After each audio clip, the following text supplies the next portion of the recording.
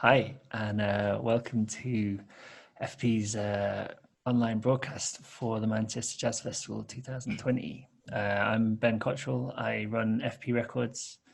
We are an independent label, musician-run label based in Manchester, and we work with a wide variety of musicians across all areas of kind of jazz, experimental, improvised music.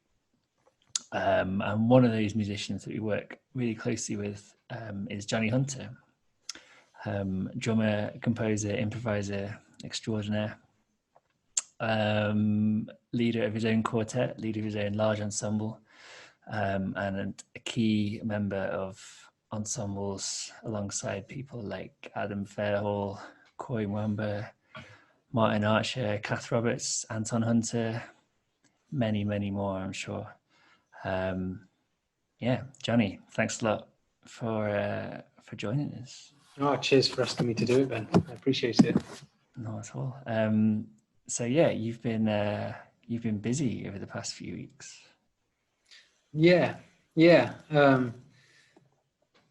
Anything to keep sane during this really strange time. It's obviously really hard for everyone, all of us musicians, not getting to play with each other, not getting to make music, not getting to improvise.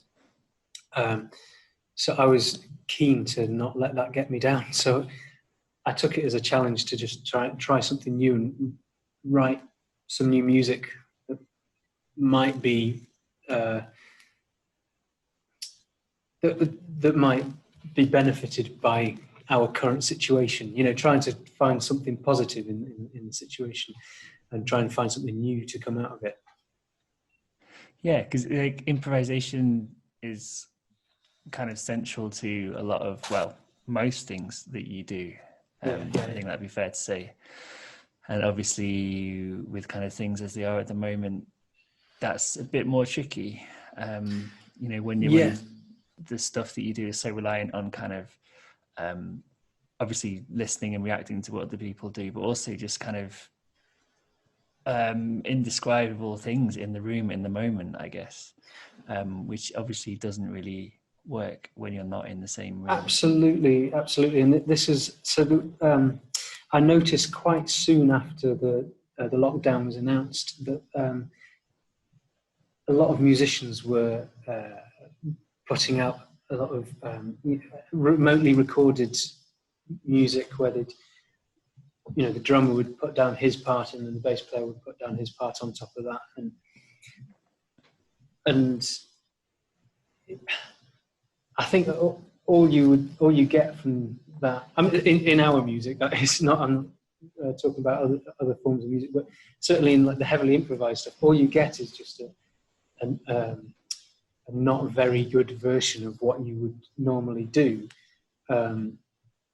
and so I was really keen to try and find something that would. Sorry, I just got a notification that was really loud in my headphones. I was really keen to try and find something that I could do that kept some of the spirit of what we were doing previously, and without just resorting to these layering up everyone's parts and just creating this very neat product, but there's absolutely no interaction, and because you don't improvise in that way, do you? It's all about the interaction. But there was, certainly at the time, there were no ways that we knew of for doing improvisation remotely. So in real time, there are a couple of ways that people have found, but they still have their problems. But at the time, I didn't know about them and was just thinking, well, just because of the latency, because of the delay, there's just no point in trying, because every musician will just be essentially playing to a pre-recorded backing track, and the response you get from people is so delayed. If you play something, it takes however long to get to the next person, which, you know, he might react to you, but then it takes, you know, it can take up to, you know, 5, 6, 7 seconds sometimes, depending on people's connections. So I started thinking, well, why don't I just accept that that is how it is, and try and write some music that incorporates that into the tune itself, you know. So that delay is built into the piece, and because of my technological limitations, my technological know-how, and just the gear that I own, I don't have much stuff, and I don't really understand an awful lot of it. I went down the route of writing some pieces of music that can be recorded separately and just jam them together, which I know is not much different from just layering it up. But what I was trying to get from this music was the sense of fun that you get from improvising and creating on the spot. For me personally, if somebody says, okay, you need to do exactly this thing right now, I can't do it, and I really struggle with it. So the idea of having to put down a drum track that the bass player then, you know, having to hit all these things in the right place, it's quite stressful for me. And so that idea of, you know, layering it up like that, I was adamant I didn't want to do. So I was trying to do something else where it just, you know, it had some of that same spontaneity of improvised music, that same idea of not knowing what was going to happen. And so I devised 3 pieces that sort of used that and played with that and experimented with it, basically. Yeah, I think that's a really cool approach to kind of work with the limitations of the situation and not kind of try and figure out ways around them. Just kind of accept them, like you said, and kind of, right, this is what it is. How can I use that in, you know, make some good music because of those limitations rather than in spite of them. Almost. Yeah. And I should just say, this is obviously my personal feelings about this. I've heard some great stuff that people have done using those more traditional ways, or using different ways. So I mentioned to you just before we started recording what Kit Downs has put together. It sounds absolutely incredible, but my God, there's a lot of work that went into that. I think I gather he got his musicians to record multiple takes of the same tune, but with different approaches to each take. So like one where you just play the tune, and one where you're a bit more a bit freer with it, and then one where you just really go for it, and you know, and then he just like chopped it up and edited it together, and it sounds great, but I mean, I don't have the patience to do that, or the know-how to do that, so I was not going to do that. And the other end of the spectrum was the GEO, the Glasgow Improvisers Orchestra, who have been having regular Zoom sessions where they just play over Zoom, and they've just accepted that, yeah, this is what is happening. These are the limitations we have. Yes, there's this delay. Yes, the quality's not great. Yes, it keeps cutting out.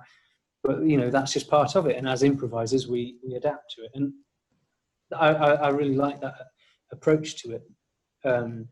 But I thought it would be too frustrating for me to, you know, have essentially like a room full of musicians and not get to really do the things that we were that I like doing. You know. But yeah, there's interesting approaches.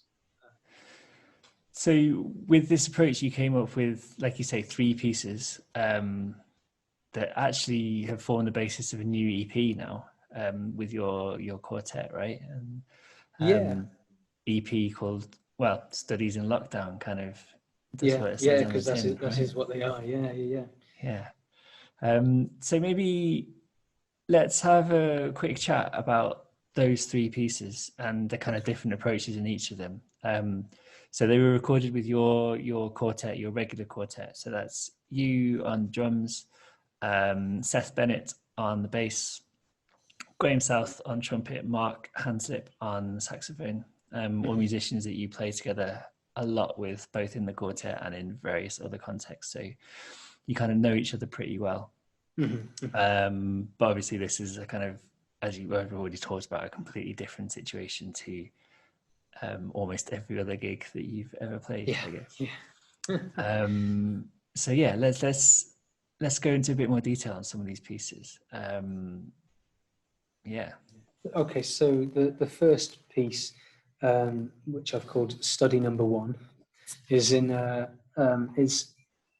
me get my notes. I forget which one was which now.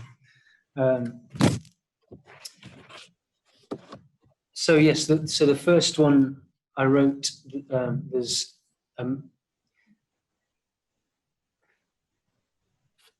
which one am I thinking of? Sorry, Ben. Edit this bit out. I'm just going to check the. I've just completely forgotten which one was the start. Yeah. Okay. Sorry. And we're back. So the first study, there is a melody which for both of the horns, which there's no bar lines. There's a tempo given, but that's just as a rough guide, and the direction for the rhythm section to do like textural rumblings, but this one had timestamps throughout the chart, and so I just arbitrarily said it'll be 6 minutes long. Oh, well, no, I didn't. Sorry, I had it moving from section to section every minute or so. So there's got these two themes which it moves between, but there's a timestamp to say, roughly when you hit this bit, go move on to this. So there's a short melody and then a bit that says improvise. Now I'm fortunate enough that I know when I write that for my musicians, they know what I mean. They know improvise with the written material. Don't just go off on one. And also that I know that they would be sensitive enough to think about what other people might be doing as well. But so this piece, it also has a rhythmic cue which brings in something which we play in unison. So it starts out in this cacophonous way, or semi-cacophonous way, a bit like Don Cherry or Albert Ayler, where they've got these really strong melodies, but there's like just rumbling from the rhythm section behind it. Yeah. It's that sort of thing. And then there's a simple drum cue, just that counting in the next section, which brings in something quite surprising. It's like, you don't expect it as a listener. And then that leads into another guided improvisation where I've given them a figure which they can improvise with however they want. The reason for that was that I was hoping it would create a unity. So we're not playing, I should say this actually, when these pieces we're not playing at the same time, we're recording our parts separately. That's I went down that route because I was just exploring it basically, and I went down that route because I'd kind of written off the real-time live thing because I didn't think it was possible. Yeah. What was I saying? Come on, were you listening, Ben? I was. So when you say that you were recording all separately, like were they hearing anybody else as pre-recorded stuff, or were they just recording kind of with the timestamp, with the stopwatch? Yeah, so that's right. So let me think. So with all three studies, they're designed to be able to. It doesn't matter who goes first. Anyone can go first. The bass player could put down the track first, or the trumpet player can. It doesn't matter. And I was throughout each of the pieces. I was mixing it up. The point of that was I was just trying to get a bit more spontaneity, or a bit more of the unknown in there. So if every track was like, I put down my tune first, then Seth puts his down, and just get boring. And I don't like doing that. Not having anyone to play along with is awful. But so in theory, it doesn't matter who goes first. In this recording, I think I went first, and then Seth put his bass part on top of mine, and then we sent that to the horns, and then they put their parts on top of that, but they didn't hear each other doing that. So they were both playing to just you and Seth? They were both playing to just me and Seth. And what I was trying to get from that was this idea of the unknown. If Mark was to go last, for example, and hear what Graham had done, then he can play off Graham. And it seems a bit unfair. The person who goes last always gets the best, the easy gig. Deal. Yeah. So I wanted to just shake that up a bit and try something a bit different. And so, but instead of, it's not like I've just written ahead and then solos and then ahead or whatever. I've tried to, with this first study, have these timestamps where it moves through a composition, and we all move on at the same time. And the improvising that happens isn't just free improv, and it's not just like bebop licks or whatever. It is very definitely based on the written material. So the in the first half of the tune, there's two themes that come in and out, and so the improv is very much based on that. So even though people aren't hearing each other, there's definite unity between what they're doing. And so I thought this served two purposes. Firstly, the listeners will, listeners will find their own connections in this music anyway. Martin Archer, who I work with a lot, does this an awful lot, where he'll take things from different sessions and just smash it all together. And I remember him telling me a while back that he realized a long time ago that people will just hear the connect. People will listen to two sessions that were smashed together, two sessions that were from 30 years apart or whatever, smash them together, and they say, "Oh God, that band sounds really good. You're really locking in." And so the audience or the listener will make their own connections. So that's kind of what I was going for. Like the sense of spontaneity from free improvised music that you get. Maybe you could get it from just smashing. That sounds very.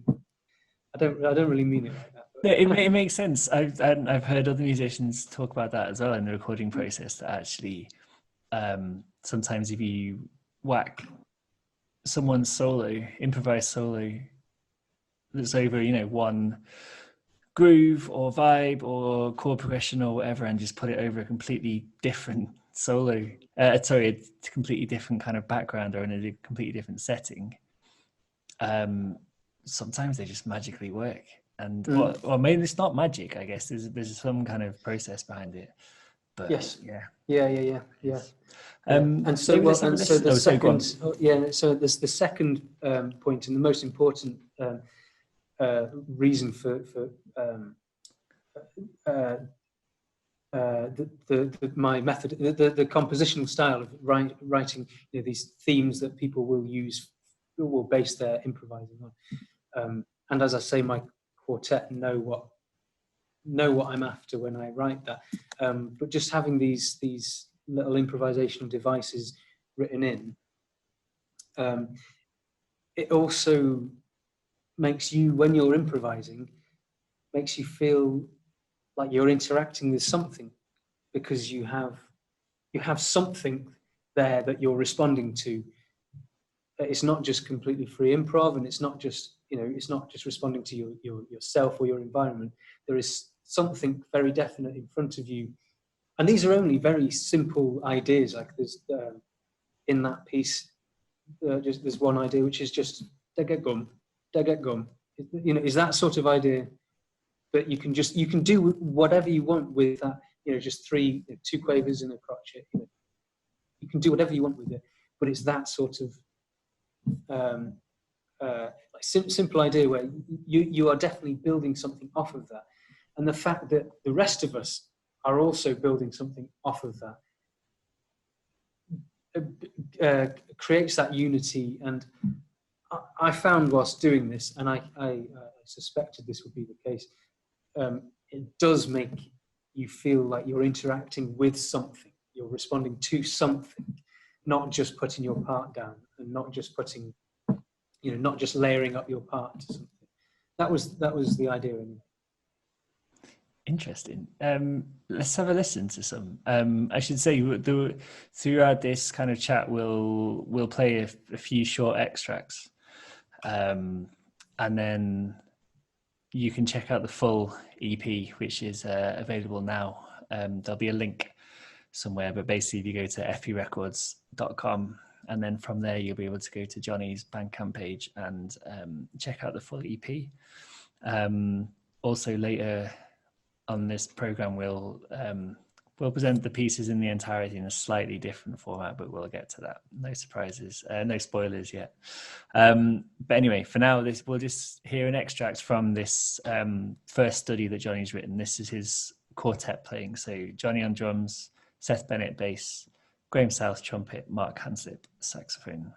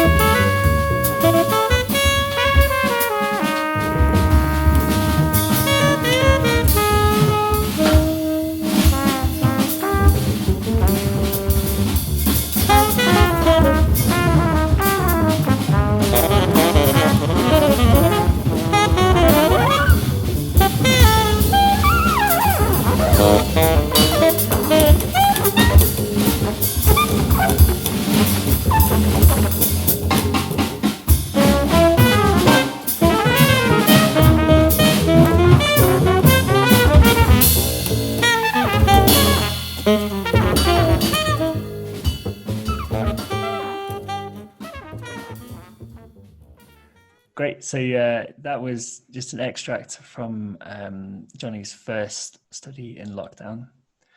Hopefully you kind of picked up on some of the things that he was talking about before that. Let's move on now to the second study. So was this a kind of exploring those constraints of the situation kind of in a different way, or similar ideas and concepts? Yes, it was. So I think I'd written that first piece came quite quickly, and then the second and third I had the ideas for, but yeah, and I'd begun to think, I wonder actually. I know I set out saying, oh no, this won't work. Or I wasn't trying to make something that would work over the internet, playing in real time over the internet. But then I started to think, well, actually, I wonder I wonder if this could be used to do like a live session. At that time, I didn't know of any method of doing it apart from just over Zoom, like this, which isn't great. But I was thinking, okay, well, if that is the case, what about if I bring latency to the forefront? You know, the delay that you get to the forefront, and so actually have that as that is what is supposed to happen. You know, that I've got the horns playing two different melody lines that answer each other, but they're offset, and they're supposed to be like they're supposed to like tumble through, and they're not supposed to line up or anything. You can imagine it like a conversation at a pub where someone, remember them? Do you remember conversations at pubs? Seems a long time ago. Oh, I can't wait. But yeah, so imagine a conversation at a pub where you know, one person's saying their bit, and then another one is saying, "Oh yeah, well yeah, but what about this?" And yeah, okay, I know, but what? Yeah, but it's that sort of like, you know, jumping over each other. And actually, I think that's possibly something that we've found with Zoom calls as well. You know, like in a real life conversation, you know, you kind of get these other cues from people when they want to speak, but maybe you don't get so clearly on Zoom or Skype or whatever. And I don't know if people have been in Zoom meetings with you know, a decent number of people, and it can kind of quickly descend into carnage because of that, and there's just people talking on top of each other all the time. Maybe that's just my Zoom meetings, I don't know. Yeah.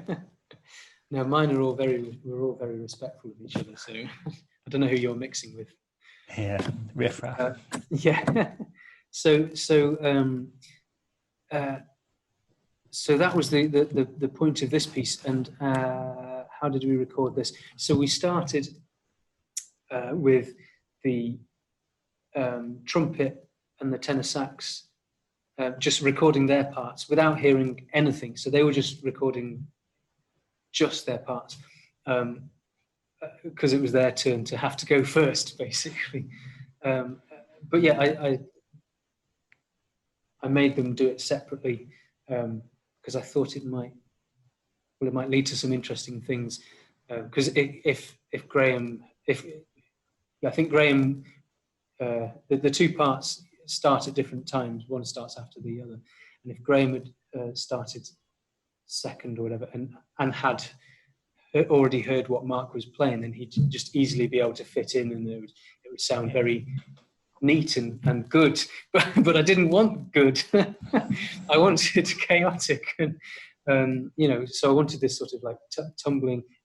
Nobody really sure where who was speaking, and having these pauses of where, like, oh, what is it, are you? Oh no, is it me? Okay, right, yeah, and blah blah blah. So I wanted all of that sort of stuff, and what else was there to this? And then afterwards, Seth and I recorded our parts to it, and now I actually can't remember if maybe I waited for Seth to put his part down before I put my final part into it. So I got the nice gig this time. So I got the nice one, yeah. Or did? Oh no, I definitely did that. Yeah. So I waited until everyone had finished their parts, and I just put mine on the top. So just because as a drummer, you never get to do that. So that's true. With this one again, with the like time stamps for people to aim to, or is it? No. So I only did the timestamps on the first movement. So right. I was sort of exploring that, you know, having these markers which we would hit throughout it. And actually, I forgot to say the end of the last piece. There's no end time. That, you know, I've not set a duration for the end, and the end was designed to be as long as anyone wanted it to be. So in theory, and I think it sort of did happen a little bit, but in theory, you know, everybody could finish apart from the trumpet, and the trumpet could keep going and going and going. But that didn't happen. But I mean, that could happen in a gig as well, right? If absolutely, like, yeah, absolutely. So this is this is all of those sorts of spontaneous things that happen in gigs. I'm trying to make sure that it's allowed here, which you don't get from when you're just, you've written a tune and it goes like this and everybody put their parts down. Yeah, and it sounds sounds 114 bars long. Yeah. Exactly. And it sounds really neat and it sounds really together and impressive, but I'm not about neat, together and impressive. So, but yeah, I'm sure. Well, shall we listen to the extract? Yeah, so let's do that. This is the ending of the piece, but hopefully it gives you an idea.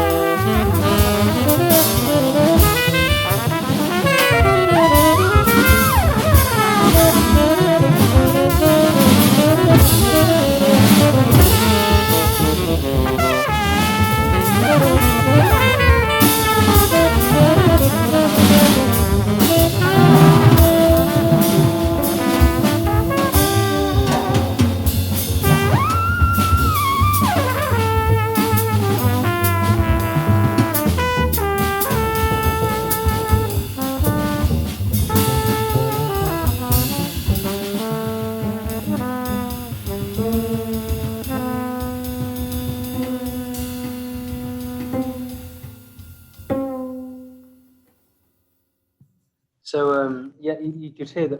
So Mark actually finished his take about maybe 20 seconds before Graham finished his. And I should reiterate that Graham and Mark weren't listening to each other for that bit, and it just, I think it really works. Like listening to them, it sounds like they're playing off of each other. But I think what you said at the beginning, like the fact that you all play together so often and in so many different kind of circumstances and situations as well, you can almost hear what they're doing in your mind, maybe, like, and kind of imagine it and respond to what you imagine that they're doing. Yeah. I get, yes, definitely. And I think I maybe wasn't that conscious of that fact when I was doing it, but you're absolutely right. I played with Seth for a long time in many different groups as well. And he's definitely, and Graham is definitely the trumpet player that I've played with the most so that's definitely there. It must definitely be there. And I wasn't so conscious, like I wasn't thinking, oh, Graham will probably do this or Seth will probably do this. But like it's this kind of subconscious level. It absolutely must be there. Yeah. Great. Let's move on to the third study then. So what was what's going on here? So this one, I thought this was more of just an experiment where I just thought, if nobody hears each other, so if nobody gets the privilege of being the last one to put their part on the music, or if nobody hears each other, I've got a piece of music that we all play, and then I just take each 4 parts and just shove them together and see what happens. So I was taking my influence from Anthony Braxton's more like the collage music that he does a lot of, and I've always been really into that. And there's something that Seth and I do quite a lot. We play in a piano trio called Fragments, which is a lot more open than the quartet. And there's something that we do quite a lot, where if we're playing a swing, and then like Seth might just drastically change his tempo, so we're both playing like really quite driving swing, but at completely different tempos, and I really like that feeling of like it's almost like it's swinging really hard when two of you are doing it, but then as soon as when two of you are like just playing the same thing, but then as soon as you've got these two different tempos just swinging really hard, it almost it like doubles how much it swings for me. Yeah. Like genuinely, it feels like really, really great. So it's kind of based off of that. I thought, I'll get Seth to just play, whatever he does, walking bass line, whatever he does, just really swing, and I allowed him to change tempo throughout or whatever, and then I did the same thing as well, and like so the end effect would be that if we're both changing speed and changing tempo at different times, and you get this like like a clown car with a square wheel, that sort of feel, and it's great. It's really nice great analogy. I like that. Yeah, yeah. So that was the base of this, and I thought, well, okay, if we're swinging, it'd be nice to have like like maybe a bebop style head. So I wrote this short angular bebop style head, but I was thinking, well, it might not necessarily work if both of the horns just try and just play it at the start. Maybe it would. That's my next experiment, maybe. But so what I did was that I had one of them start with it and another one finish with it, and then they're doing more textural stuff at the other end. So they sort of cross over in the middle, and there's improv in the middle. But they have a direction. They each have a direction that they're heading. So this goes back to what I was saying before about it's giving you something to respond to, something to react against. You've got this written melody, and then it descends into some improv, and then it ends up with like long held notes. And so it's going to affect your improv, whether you start playing the melody or whether you start playing the more textual stuff or whatever. It's going to affect your improv. And so they both have a direction. And the idea was that they were sort of crossing the middle. And that does happen. I think it sounds good. I think it sounds good. Maybe it doesn't. It was a lot of fun to do. And that was the main reason for doing all of this. It had to be fun. I didn't want to just do, put a click on and try and put down my, play some bebop to a click or whatever. I didn't want to do that because for me that is not fun. But this is just a bit. I don't know. It's a bit different. I was just wanting to try stuff out. Yeah, I think it's great. I think it's a really, like I said at the start, like a really interesting and innovative kind of approach to limitations. Yeah, I think that what's come out of it is really, really cool, really, really interesting, and especially to hear you kind of talk about the process, kind of adds a lot to listening to it. Yeah. Well, just before I play the extract, so regardless of the results of this, it was such a great, an interesting thing for me to do, because it definitely helped like open up some different compositional ideas. It definitely got me thinking about things in a very different way. I would not have written these tunes had it not been for the lockdown. It definitely did force me to come up with some new stuff. So whether the results were any good or not, I mean, well, they're studies, aren't they? Exactly. So they can be.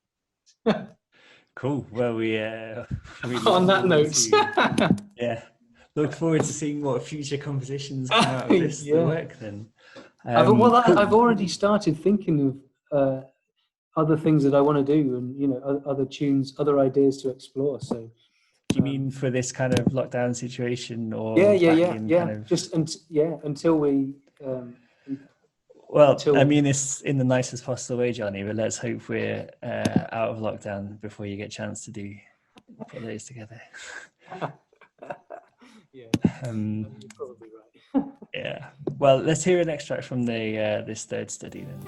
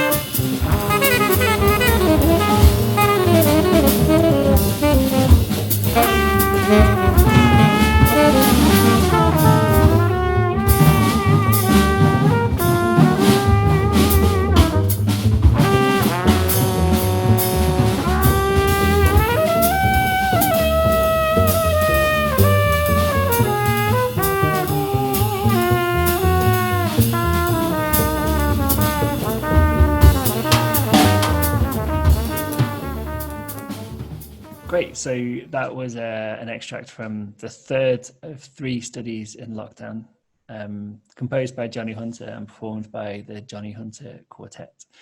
Those 3 studies form an EP, which is called Studies in Lockdown.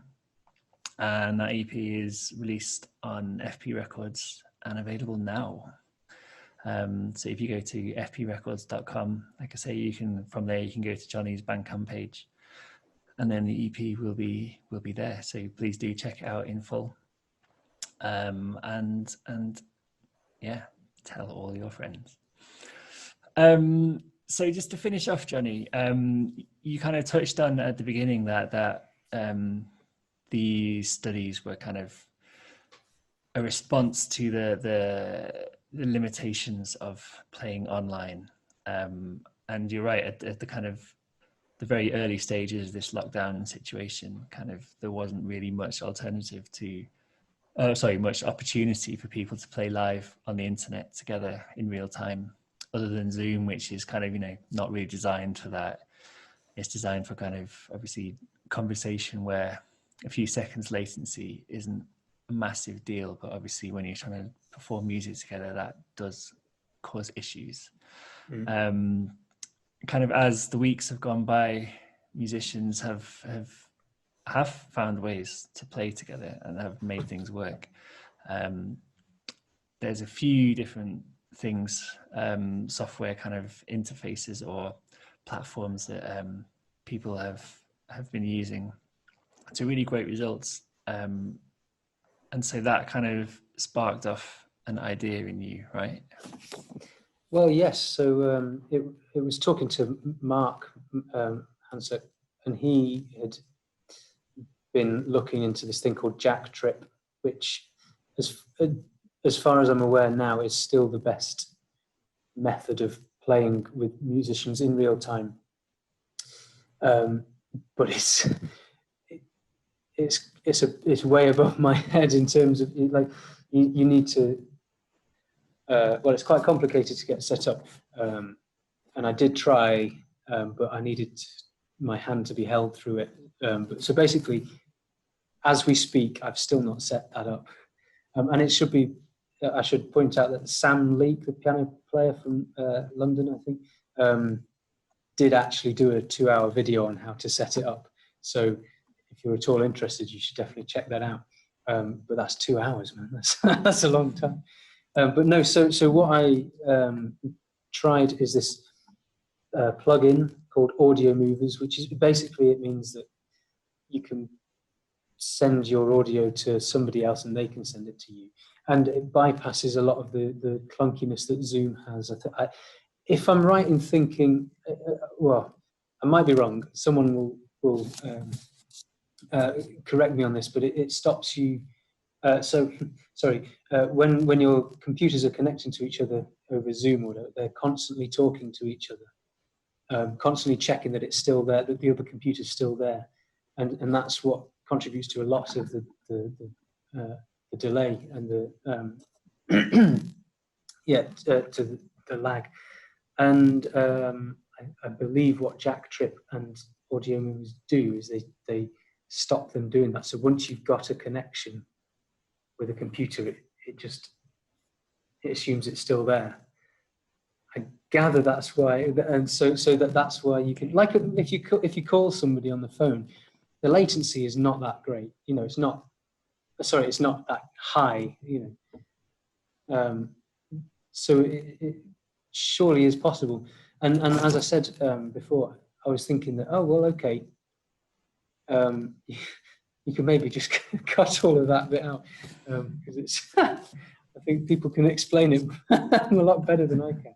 But, no, it's interesting for me. I never knew that. Oh, okay, this is like a pub conversation where I've had a drink and I'm having a go at explaining something that I have no idea about.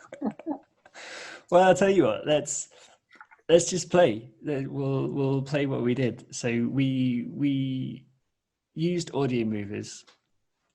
We also thought we'd try it with different musicians, right? As well, just kind of. Yeah, well, so I thought that the point of the tunes that I wrote, although I said before that I had the benefit of using my quartet and they knew what I was after. Whatever I wrote, I knew that they would understand what I was getting at. But in theory, when I was writing these tunes, I was thinking, well, these could be used by anyone. Anyone could play any instrumentation of anyone from around the world can play. It doesn't matter of location because latency is built into it.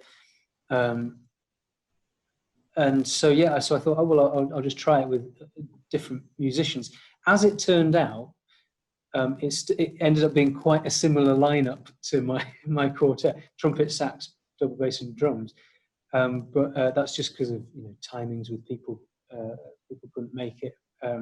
But I had hoped to get a trombone player from Switzerland to demonstrate all these people from around the world can get involved. But yeah, that's for another time. As it happened, I got a very fine quartet together to give this a go and try these tunes out playing remotely, and it was a huge amount of fun. Yeah, so I'm in Switzerland at the moment, and obviously Johnny's and all the rest of the musicians involved were in the UK, but I was kind of listening in using this Audio Movers platform. And yeah, kind of after each take or each tune that you played, it was really nice just to hear you all go, oh, that was so much fun just to play with someone and interact with the musician, I was speaking to a friend of mine about this, and he was also a bass player, and he was saying, I don't know, I don't think that would scratch the itch, because it's not the same. It isn't the same, but it definitely did scratch something. Like it definitely felt good, and it was it felt like getting back to a bit of normality. And yes, there are problems with it still. The latency wasn't an issue because for this music, because that was built into it. And the tunes are quite descriptive, or prescriptive, I should say. Like they move through in such a way that like, even if you can't hear two of the other musicians, even if there's an audio dropout at some point, you're still all moving together. And there were a couple of technical issues, but on the whole, it works remarkably well, and it felt really good. Felt really cool. Good. Yeah, it felt really good to listen to as well. It's great. So let's play out with that. We're going to hear all three movements recorded live, live all together using audio movers, all playing everybody's parts in their own homes and just hearing each other in real time and reacting. Well, within kind of half a second, I think we got the latency down to,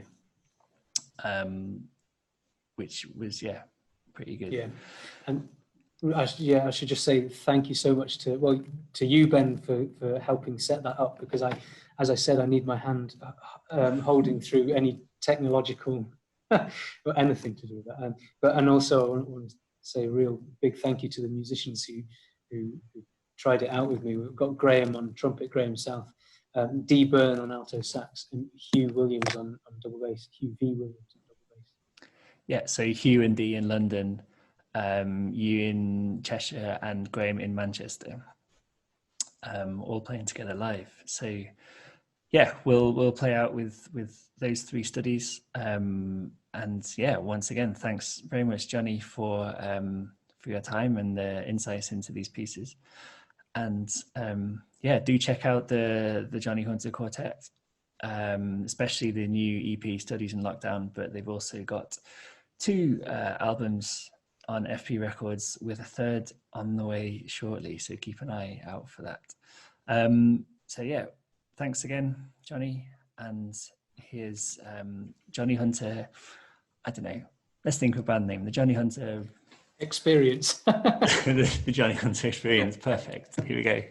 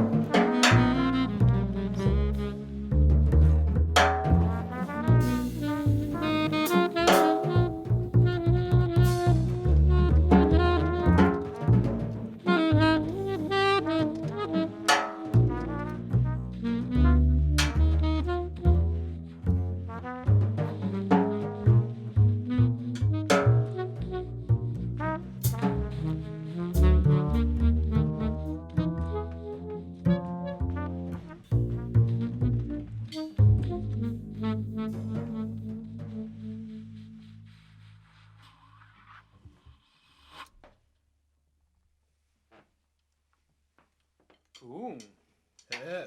that felt really nice. Whoa. Yeah.